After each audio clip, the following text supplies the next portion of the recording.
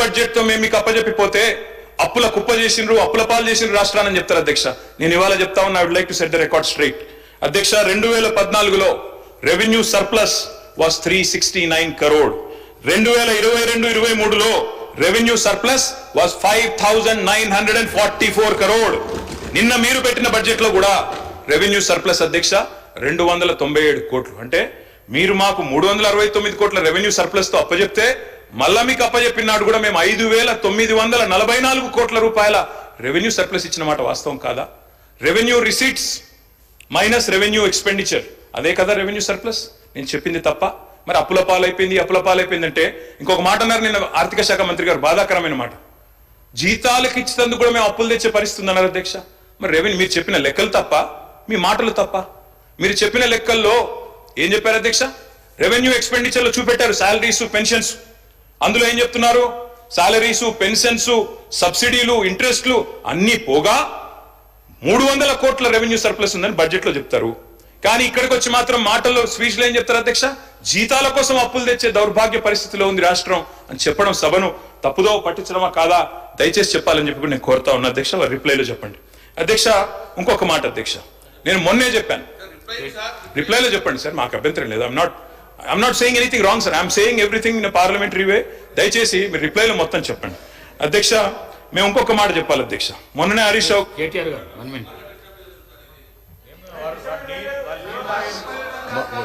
ఒకటే నిమిషం, నేనే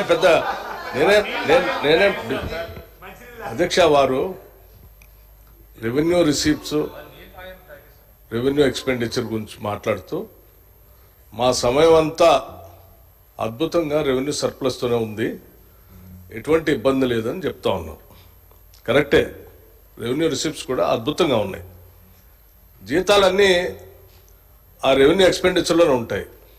మరి అద్భుతంగా రెవెన్యూ రిసిప్ట్స్ ఉన్నప్పుడు 2021 నుంచి 2023-24 వరకు మొదటి తారీఖుని ఇవ్వాల్సినటువంటి జీతాలని మీరు 15వ తారీఖు 20వ తారీఖు దాకా ఎందుకు పెండింగ్ పెట్టుకుంటూ వచ్చారు?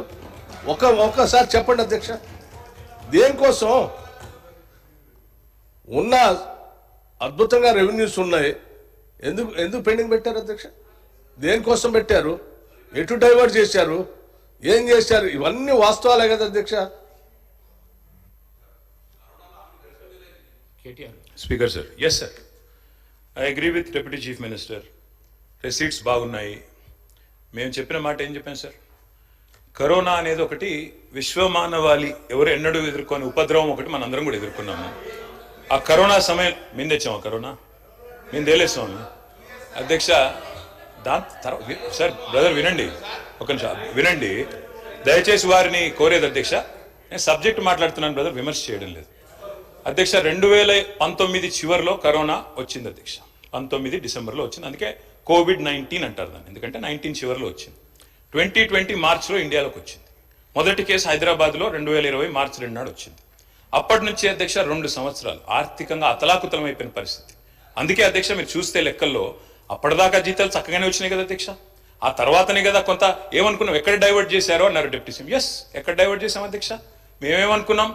కరోనా అయినా, ఆర్థిక సంక్షోభమైనా ఆసరా పెన్షన్లు ఆగొద్దు, కళ్యాణ లక్ష్మి ఆగొద్దు, రైతు బంధు ఆగొద్దు, పేదవాళ్లకు ఎస్సీ ఎస్టీ డెవలప్మెంట్ కి ఇచ్చే డబ్బులు ఆగొద్దని వాటికి డైవర్ట్ చేశాం. ఉద్యోగులకు 4-5 రోజులు ఆలస్యంగా ఇచ్చి ఉండొచ్చు, మేము ఒప్పుకుంటాం, ఇచ్చి ఉండవచ్చు. కానీ మీరు కూడా దయచేసి గమనించుకోండి, సరి చేసుకోండి. ఈ రోజు కూడా బట్టి విక్రమార్క గారు నేను కోరుతా ఉన్నా, మీరు కూడా మిమ్మల్ని మీ డిపార్ట్మెంట్ తప్పుదోవ పట్టిస్తోంది. చాలా మంది చిరుద్యోగులకు నిన్న హరీష్ గారు చెప్పారు, సిర్పూర్ కాగజ్ నగర్ ఎమ్మెల్యే గారు ఏం చెప్పారు అధ్యక్ష?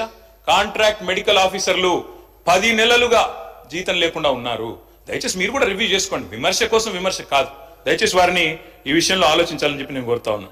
మొన్న మా శాసనసభ్యులు పెద్దలు హరీష్ రావు గారు చెప్పారు అధ్యక్ష, అప్పు అప్పు అప్పు అంటూ ఊదరగొట్టాడు. నేను మళ్ళా చెప్తా ఉన్నా అధ్యక్ష, అప్పులు రెవెన్యూ రెసీట్స్ కు లోబడే ఉన్నాయి. రెవెన్యూ సర్ప్లస్ ఉన్నాము అంటే అప్పులు చేసే పరిస్థితి ఇవాళ జీతాల కోసమో రెవెన్యూ ఎక్స్పెండిచర్ కోసమో చేసే పరిస్థితి లేదు. SOTR లో అంటే సొంత వనరుల వీళ్ళలో తెలంగాణ టాప్ లో ఉంది. దయచేసి ఆ ప్రచారం మానుకోండి. రెండవది నికర అప్పు, వారు పదే చెప్తారు అధ్యక్ష, 6,71,000 కోట్ల అప్పు అని వారు చెప్తారు. ముఖ్యమంత్రి గారు అయితే నెలకు 7,000 మిత్తి కడుతున్నాను ముఖ్యమంత్రి గారు చెప్తారు. ఈ రకంగా దుష్ప్రచారం చేయడం, నేను అంకెలు చెప్తే మళ్ళీ ఇబ్బంది పడతారు. మీరు నా మాట వినండి. మీ సోషియో ఎకనామిక్ అవుట్లుక్ లోనే భిన్నంగా ఉంది. దయచేసి చూసుకోండి ఎందుకంటే ఏం ప్రచురిస్తున్నారో ఏం చేస్తున్నారో చూసుకొని మాట్లాడండి. బయట పొలిటికల్ గా మాట్లాడితే నడుస్తుంది, హౌస్ లో నడవదు అధ్యక్ష. ఇంకొక మాట వారికి చెప్పాలి అధ్యక్ష, నేను అప్పుల విషయంలో వారు 6,71,000 కోట్లు అంటే మొన్ననే హరీష్ రావు గారు చాలా వివరంగా చెప్పారు.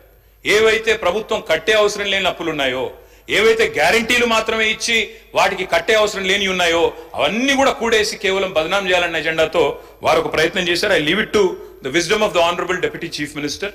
సరే